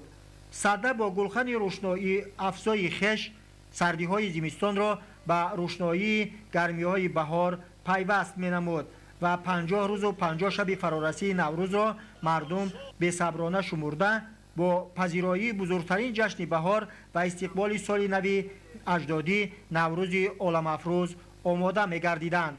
дар ин рӯз як зумра кишоварзон, хоҷагидорону боғдорон ва нафароне ки дар ғанӣ гардонидани дастурхони пурнозу неъмат ва ғанӣ гардидани маҳсулоти соҳаи кишоварзӣ саҳм гузоштанд, бо ифтихорномаи мақомоти иҷроияи ҳокимияти давлатии шаҳри ваҳдат сарфароз гардиданд. то ба имрӯз аз ин ҷашни бостонӣ дорои таърихи беш аз 6000 сола силсилаи расму анъанаҳо, намунаи фарҳангиву адабӣ ва малакаву таҷрибаҳои кишоварзӣ мерос мондаанд ки наслҳои имрӯзаро ба гузаштаи халқамон пайванд менамояд. шоистаи зикр аст ки ҳадафи пешвои миллат аз эҳьё намудани ҷашнҳои мардумӣ иборат аз он аст ки бояд ҳар як фарди миллатамон дар вуҷуди хеш ҳисси ифтихор аз фарҳангу тамаддуни чандин ҳазорсола доштанро парварида, бо расму оинҳои гузашта шинос шуда, худогоҳии таърихӣ ва ҳуввияти миллии хешро вусъат диҳад. ҷашни садда дар сарчашмаҳои таърихиву адабии гузаштагонамон ҳамчун рамзи гармиву рӯшноӣ ва пирӯзии инсон бар қувваҳои бадӣ ба шумор меравад. дар рӯзи баргузории ҷашни садда кишоварзон намоиши ниҳолҳо, меваву сабзавот نوهای گوناگون طعامهای ملی و تجهیزات و تکنیکی کشاورزی و دیگر نوهای منسوب به سمت فعالیتشان را به نمایش گذاشتند. همچنین در این روز بازی‌های مردمی، مسابقه‌های ورزشی و چاره‌بینی‌های فرهنگی در شهر وحدت دایر کرده شد.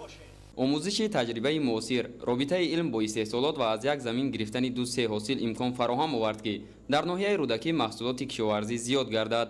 امسال نیز تکنیک‌ها برای گذراندن کشت آماده گردیده. با نظرداشت افضلیت اجرای مهلت کشت برای گرفتن حاصل بلند هدف گذاشته شده است که کارهای صحرایی سری وقت به انجام رسانیده شود.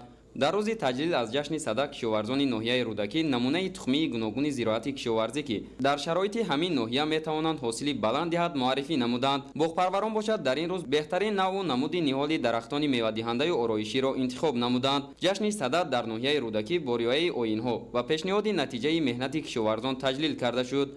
رهبریت مقامات اجرایی محلی حکومت دولتی ناحیه رودکی با یادآوری از ماهیت و اهمیت جشن صدا در اساس دستور و سفارش‌های حکومت مملکت کشاورزان را به استفاده ثمرناک زمین هدایت نمودند، زیرا در زمان کنونی استفاده ثمرناک زمین واسطه اساسی برای گرفتن حاصل بلند و ثمرناکی دوچند از مهنت به حساب می رود. کشاورزان در اساس آموزش تجربه معاصر و رعایت اگریتکنیکی پرورش ثمرناکی مهنت را همساله بلند می بردارند. همچنین در این روز دسترنج هنرمندان جماعت‌های ناحیه به نمایش گذاشته شده بود. تجلیل جشن صدا با ارزگذاری و گرامی‌داشت رسم و آیین‌های ملی، تحکیم و گسترش باز هم بیشتر حسی ملی، هویت و خودشناسی مردم تاجیکستان و به این وسیله آگاه نمودن نسل نورست از عنعنه‌های ملی نیوگان به حساب می رود. پیش از همه اهمیت تجلیل از این جشن این تشویق نسل امروزه به خودشناسی و ارج گذاشتن به ارزش‌های ملی می باشد. هنرمندان ناحیه رودکی اهمیت و ماهیت جشن صدا را توسط سرود و پیشنهاد نمایش‌ها از ایجادیات خلق تجسم نمودند. کشاورزان توانستند در دایره تجلیل از جشن صدا در برنامه رنگین فرهنگی بهره برند.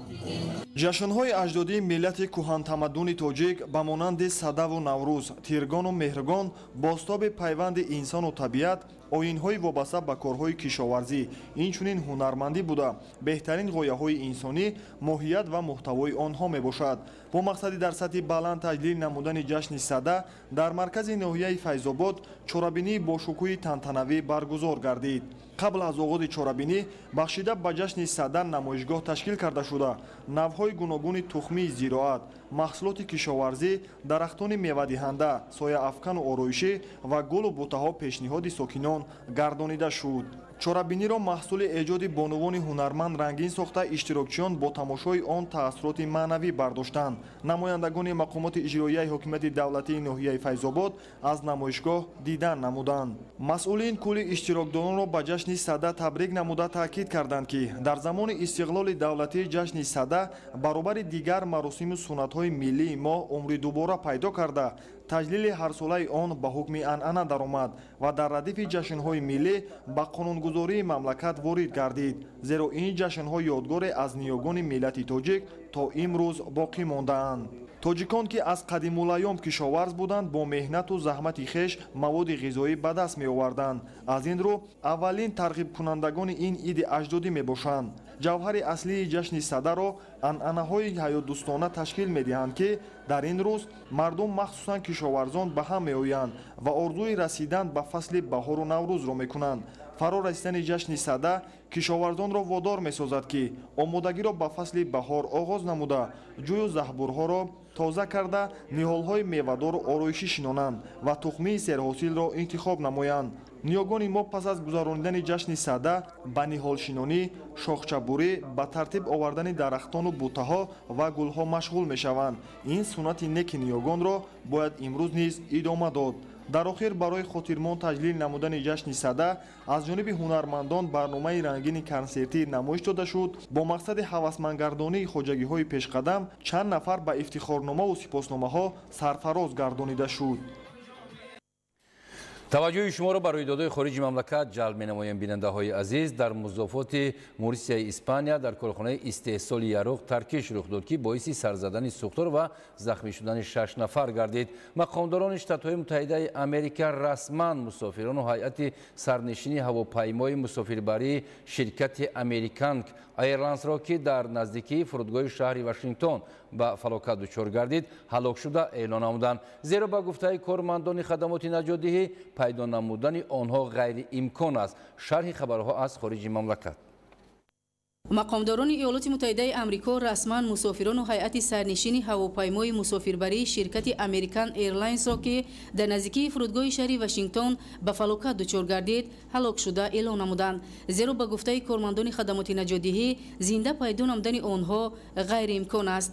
тибқи иттилои расида, тайёраи мусофирбарии ширкати American Airlines аз шаҳри Учитои штати Канзас ҷониби шаҳри Вашингтон парвоз мекард. ҳангоми фуруд омадан дар наздикии фурудгоҳи шаҳри мазкур ба чархболи ҳарбӣ бархӯрда ба дарё суқут кард. дар дохили ҳавопаймо 60 мусофир ва 4 ҳайати сарнишин қарор доштанд.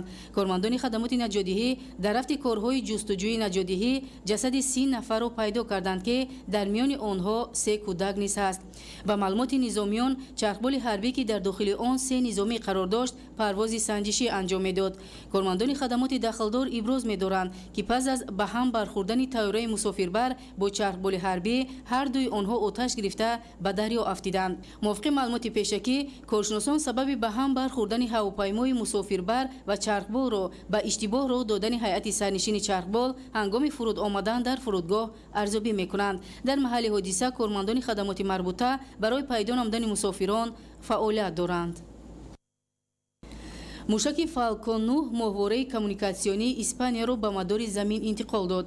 парвози мушак аз майдони штати Флоридаи иёлоти муттаҳидаи амрико оғоз ёфт. моҳвора бо номи SpaceSat HD1 яке аз бехатартарин дар байни дастгоҳҳои кайҳонии Аврупо ҳисобида мешавад. он бо таҷҳизоти махсус муҷаҳҳаз карда шудааст ки аз боздошти сигнал, рахна ва ҳамлаҳои барномавӣ муҳофизат мекунад. дар музофоти Мурсияи Испания воқеъ дар корхонаи истеҳсоли яроқ таркиш рух дода, баъдан сӯхтор сар зад ки боиси захмӣ шудани 6 нафар гардид. кормандони хадамоти дахлдор аз хавфи дубора рух додани таркиш кормандони корхона ва сокинони наздикии ҳодисаро ба ҷойҳои бехавф мекучонанд. барои хомӯш намудани сӯхтор кормандони хадамоти оташнишонӣ сафарбар карда шуданд. сабабҳои рух додани таркиш муайян нест. дар штати Аляскаи иёлоти муттаҳидаи амрико бо қувваи 6 балл заминларза ба вуқӯъ пайваст. ҷунбиши қишри замин 413 километр дур аз қисми шимолии шаҳри Анкоридж воқеъ дар умқи 8 километр ба қайд гирифта шудааст. бар асари офати табиӣ дар минтақаҳои кӯҳии штати мазкур хатари фаромадани сангпора эълон карда шудааст. дар робита ба ин мақомдорони маҳаллӣ ба сокинон тавсия доданд ки аз рафтан ба минтақаҳои кӯҳӣ муваққатан худдорӣ намоянд. дар бораи ҳалокшудагону захмиён маълумот дода нашудааст. дар минтақаҳои қисми шимолу ғарбии ҷумҳурии демократии Конго паҳншавии табларзаи Эбола ба қайд гирифта шуд. мувофиқи маълумоти намояндагони вазорати тандурустии умумии ҷаҳонӣ 12 нафар ба ин вирус гирифтор шуда, 8 нафар ба ҳалокат расид.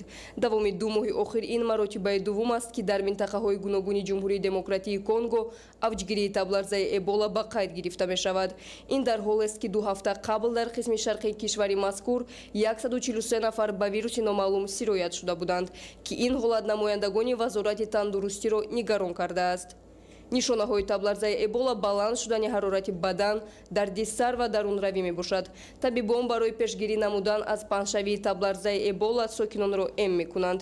ба маълумоти коршиносон, паҳнкунандаи асосии табларзаи Эбола ин куршапаракҳо мебошанд. ҳамчунин қатъ нагардидани нооромиҳо дохилии ҳолати пешомадаро боз ҳам мушкил намудааст, зеро ташкилотҳои гуманитарӣ наметавонанд ба ҷумҳурии демократии Конго кӯмакҳои башардӯстона аз ҷумла маводи доруворӣ ва ғизоӣ интиқол диҳанд. барномаи ахборро идома медиҳем. дар заминаи вусъати корҳои ободонӣ ҷиҳати истиқболи шоиста аз ҷашни 35-солагии истиқлоли давлатии ҷумҳурии Тоҷикистон ва сабзу хӯрамгардонии гӯшаву канори мамлакат дар марказ ва деҳоти ноҳияи Данғара корҳои кабудизоркунӣ идома дорад. сокинону соҳибкорон ва кормандони касбу кори гуногун дар шафати роҳҳои мошингард ниҳолони ороишиву ҳамеша сабз мешинонанд. гузориши Салоҳиддини Неъмат дар ин хусус. баҳри дар амал татбиқ намудани барномаи давлатии кабудизоркунии ҷумҳурии Тоҷикистон барои давраи то соли 2040 ҳамчунин вусъат бахшидани корҳои ободонӣ ҷиҳати истиқболи ҷашни 35-солагии истиқлолияти давлатии ҷумҳурии Тоҷикистон ва сабзу хӯрамгардонии гӯшаву канори мамлакат дар марказ ва деҳоти ноҳияи Данғара корҳои кабудизоркунӣ идома дорад. бо истифода аз мавсими мусоид сокинони нӯҳ ҷамъати шаҳраку деҳоти ноҳия рӯзҳои истироҳатӣ ба ҳашари оммавӣ баромада дар корҳои сабзу хӯрамгардонӣ ва тоза намудани муҳити атроф саҳми худро мегузоранд. дар тадбири навбатии кабудизоркунӣ сокинону соҳибкорони ободгари ноҳия низ дар баробари мақомоти иҷроии ҳокимияти давлатӣ ва шуъбаи ҳифзи муҳити зист дар маъракаи мазкур саҳмгузорӣ намуда шафати роҳҳои мошингардро бо шинонидани ниҳолҳои ороишиву ҳамешасабз хуррам гардониданд. ба хотири он ки шуғли асосии сокинони деҳоти доманакӯҳи ноҳияи Данғара чорводорӣ мебошад, баҳри эмин нигоҳ доштани ниҳолҳо аз ҳайвонот дар минтақаҳои молгузар ба миқдори зарурӣ симтурҳои муҳофизатӣ кашида шуд. имрӯз дар ноҳияи Данғара дар ҷамоат шаҳрак деҳоти ноҳия маъракаи ниҳолшинонӣ бо мардум идома дорад. нақшаи ниҳолшинонӣ ва кабудизоркунӣ аз тарафи мақомоти иҷроии ҳокимияти давлати ноҳия 22 000 ниҳол ба нақша гирифта шуда истодааст. ниҳолҳои ҳамешасабз, сояфкан ва роҳишӣ мебошад. нақшаи гулу гулбутаҳол дар ноҳияи Данғара 680 бехро ташкил медиҳад. то ба имрӯз зиёда аз 41 000 бех гули садбарг шинонда шудааст ва гули лола зиёда аз 130 000 шинонда шудааст то ба имрӯз. ин тадбири экологӣ дар назди корхонаву ташкилотҳои ноҳия низ идома дорад. кормандони маркази рушди малакаҳои ноҳияи Данғара бо ташкил намудани аксияи оммавии ниҳолшинонӣ шумораи зиёди ниҳолҳои ҳамешасабзу ороишӣ ба иқлими ноҳия мутобиқро дар назди муассиса бо риояи қоидаҳои агротехникӣ шинониданд. бо назардошти он ки бинои тозабунёди маркази рушди малакаҳои ноҳияи Данғара дар шафати шоҳрои байналмилалии Душанбеи Кулоб ҷойгир аст, масъулини ин муассиса кӯшиш намуда истоданд ки мавсими ҷорӣ ба пуррагӣ саҳн ва атрофи биноро бо шинонидани ниҳолҳои ҳамешасабз ва гулу бутаҳои ороишии мавсимиву доимӣ сабзу хуррам гардонанд. кабудизоркунӣ ва сабзгардонӣ ватан, диёр, ҷумҳурии Тоҷикистон қази ҳар як фарди ҷомеаи имрӯза мебошад. дар асоси нақша чорабиниҳои солонаи маркази рушди малакаҳои ҷумҳуриявӣ дар ноҳияи Данғара имрӯз бо аҳли коллективи омӯзгорон ва курсантҳо 200 ниҳоли сояафкан ва ороиширо дар саҳн ва намои бинои муассисаи давлатӣ шинонда бошем. гузашта аз ин нақша чорабиниҳои муассисаи давлатӣ маркази рушди малакаҳои ҷумҳурии Тоҷикистон дар ноҳияи Данғара аз он иборат аст ки дар рӯзҳои минбаъда шанбегиҳо ташкил карда баъд фориғ аз кори асосӣ будан гирди атрофи муассисаро бо гулу бутаҳо ва сабзиҳо оро дода бошем. сокинону соҳибкорони ноҳияи Данғара дар баробари масъулини мақомоти иҷроии ҳокимияти давлатӣ ва кормандони корхонаву ташкилотҳо бо дарки масъулияти баланд иброз менамоянд ки минбаъд низ дар чунин тадбирҳои оммавии экологӣ фаъолона ширкат намуда дар беҳдошти ҳифзи муҳити зист ҳиссаи муносиби худро мегузоранд. Салоиддини Неъмат, Завқибек Абдурахмон, ноҳияи Данғара, Ахбор. имрӯз ҷаласаи навбатии шӯрои ҷамъиятии ҷумҳурии Тоҷикистон дар соли 2025 баргузор гардид ки дар ҷараёни он намояндаи комилҳуқуқи раиси шӯро, аъзоёни шӯрои ҷамъиятии ҷумҳурии Тоҷикистон ва намояндагони фаъоли ҷомеаи шаҳрвандӣ иштирок намуданд. дар заминаи кори шӯро фаъолият дар асоси паёми президенти ҷумҳурии Тоҷикистон пешвои миллат муҳтарам Эмомалӣ Раҳмон ба Маҷлиси олӣ дар бораи самтҳои асосии сиёсати дохилӣ ва хориҷии кишвар хоса муайян кардани вазифаи ниҳодҳои ҷомеаи шаҳрвандӣ дар самти татбиқи амалии он ба миён гузошта шуд ки тибқи он самаранокии амалҳо дар соли 2025 тарҳрезӣ хоҳад гардид. гузориш дар ин хусус. фаъолият бо дурнамои нави ӯҳдадориҳо кори ҷаласаи навбатии шӯрои ҷамъиятии ҷумҳурии Тоҷикистон ки бо иштироки ёрдамчии президенти ҷумҳурии Тоҷикистон оид ба масъалаҳои ҳуқуқӣ, мушовири бахши ёрдамчии президенти ҷумҳурии Тоҷикистон оид ба масъалаҳои рушди иҷтимоӣ ва робита бо ҷомеа, намояндаи комилҳуқуқи раиси шӯро, узви шӯрои ҷамъиятии ҷумҳурии Тоҷикистон, роҳбарият ва намояндагони фаъоли ҷомеаи шаҳрвандӣ барпо гардид бо такя ба паёми президенти ҷумҳурии Тоҷикистон ба Маҷлиси олии ҷумҳурии Тоҷикистон вазифаи ниҳодҳои ҷомеаи шаҳрвандӣ ва татбиқи амалии онро муайян намуд. боварӣ дорем ки ҳамаи он масъалаҳои ки дар атрофи паём илова гардиданд ва он ҳалли он фаъолияти дастаҷамонаи тамоми мақомоти ҳокимияти давлатӣ ва махсусан ташкилотҳои ҷамъиятӣ ниҳодҳои ҷомеаи шаҳрвандиро фаро мегирад дар ҷаласаи имрӯзаи шӯрои ҷамъиятии ҷумҳурии Тоҷикистон он баррасӣ ва таҳлил гардиданд. инак дурнамои фаъолият бо консепсияи нави амал дар асоси тарҳрезии нақшаҳо барои соли 2025 аз ҷониби иштирокчиён бо дар назардошти равандҳои муосир истифода ва ҷорӣ намудани шаклу механизми нав хоса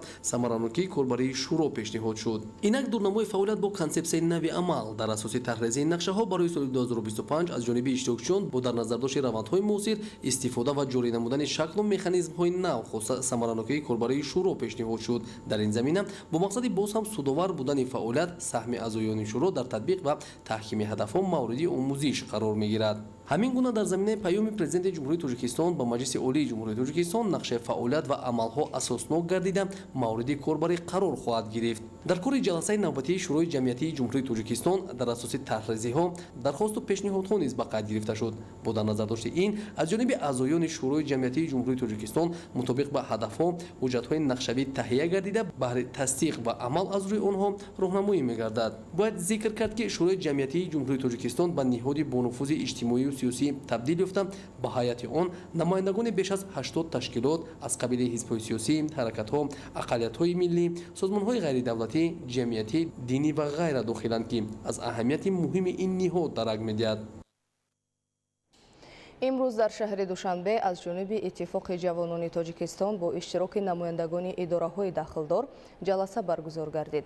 рӯзномаи ҷаласа ҳисобот оид ба фаъолияти иттифоқи ҷавонони тоҷикистон дар соли 2024 ва вазифагузориҳо барои соли 2025 тасдиқ ва нақшабандӣ карда шуд. дар чорабинии мазкур нуқтаҳои президенти ҷумҳурии тоҷикистон пешвои миллат муҳтарам Эмомалӣ Раҳмон дар бораи самтҳои асосии сиёсати дохиливу хориҷии кишвар ба маҷлиси олии ҷумҳурии тоҷикистон омӯзиш қарор дода шуд.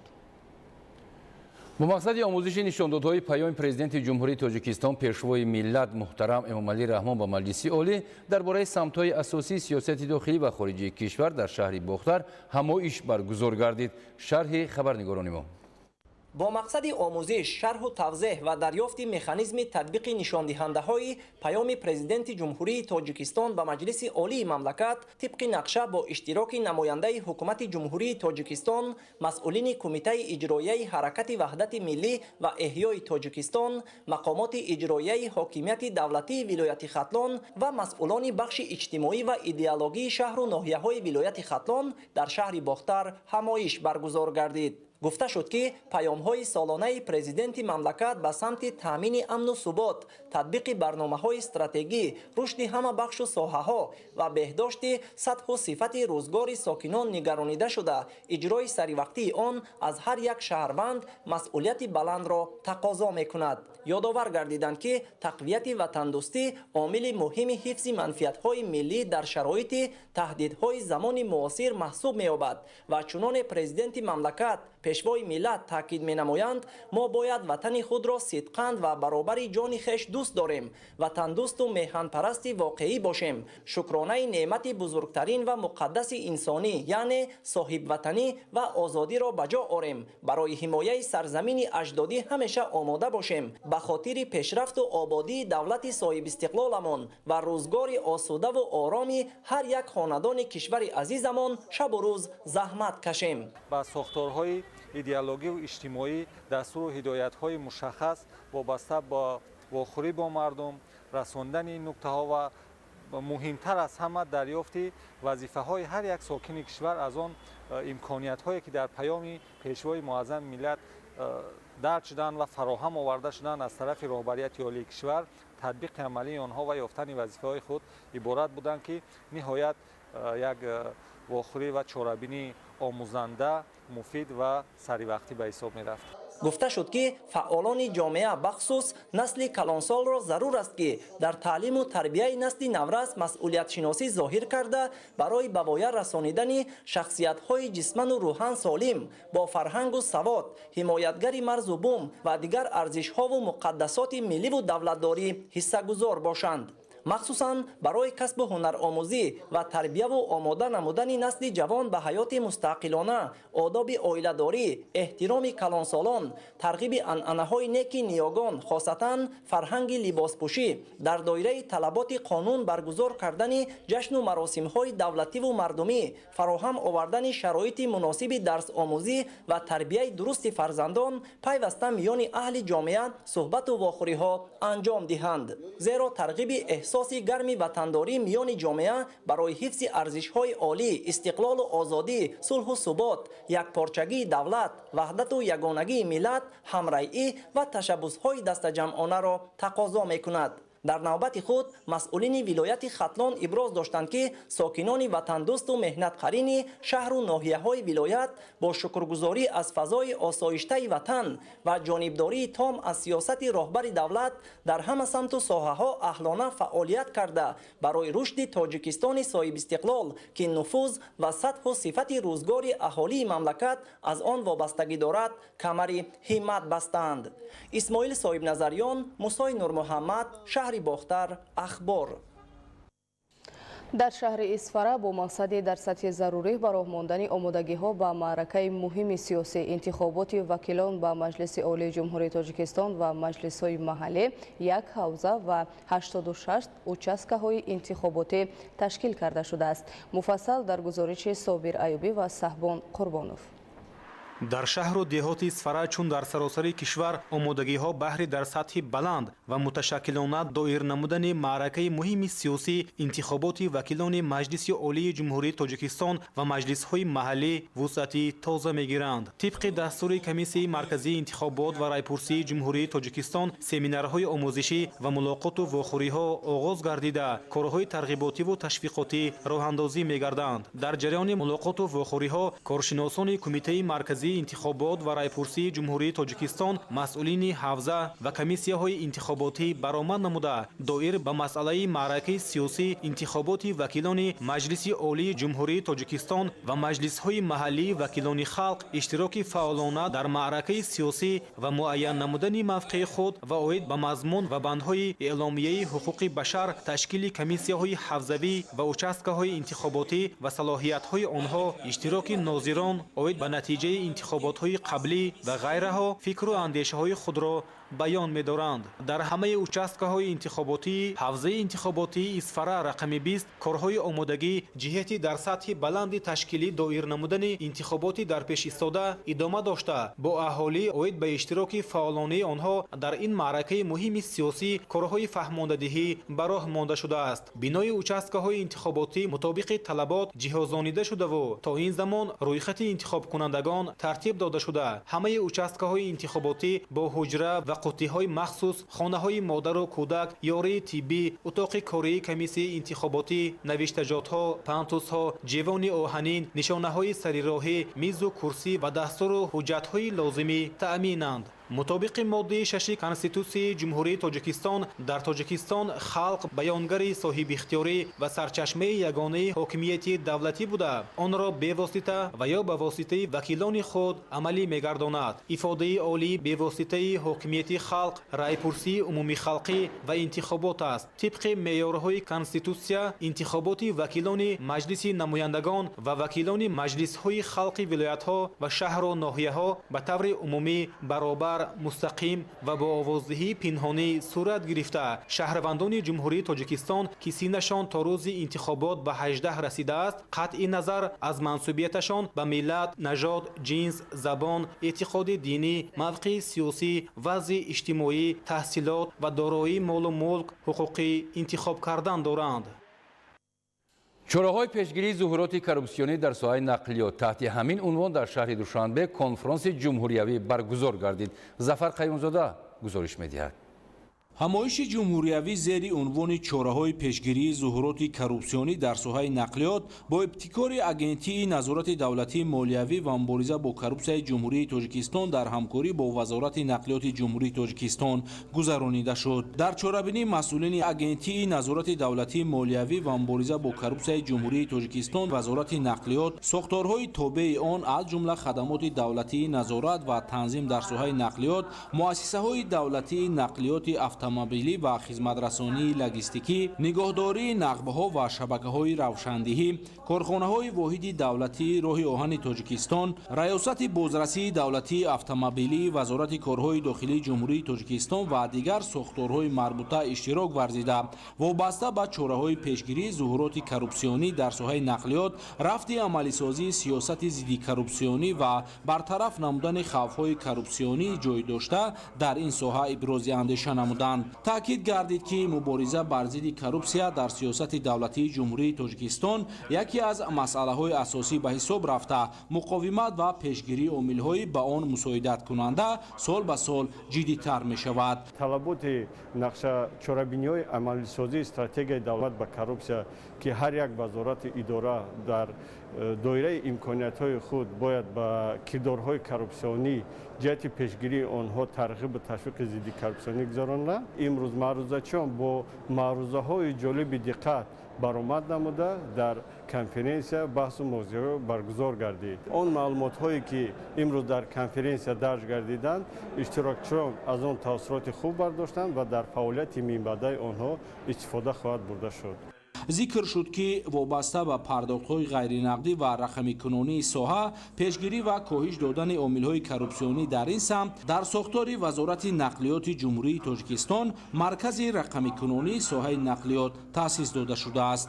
вазифаи асосии он рақамикунонӣ беҳдошти суръат ва сифати хизматрасониҳои давлатӣ дар соҳаи роҳу нақлиёт ва аз байн бурдани хавфи сар задани омилҳои коррупсионӣ мебошад. тақвият додани низоми электронӣ, пардохти ҳаққи хизматрасонии давлат ва ба меъёрҳои байналмилалӣ мутобиқ намудани фаъолият яке аз талаботи банди нақшаи чорабиниҳои стратегияи давлатии муқовимат ба коррупсия дар ҷумҳурии тоҷикистон барои давраи то соли 2030 мебошад. зимнан аз иштирокчиён даъват ба амал оварда шуд ки иҷрои вазифаҳои хизматии худро баҳри ҳифзи манфиатҳои миллӣ, таъмини ҳуқуқу озодиҳои инсон ва шаҳрванд, тақвияти муқовимати даҳсаҷамона ҷиҳати паст кардани шиддати коррупсия дар соҳаи нақлиёт мунтазам равона намуда дар пешрафту шукуфоии ватани азизамон саҳмгузор бошанд.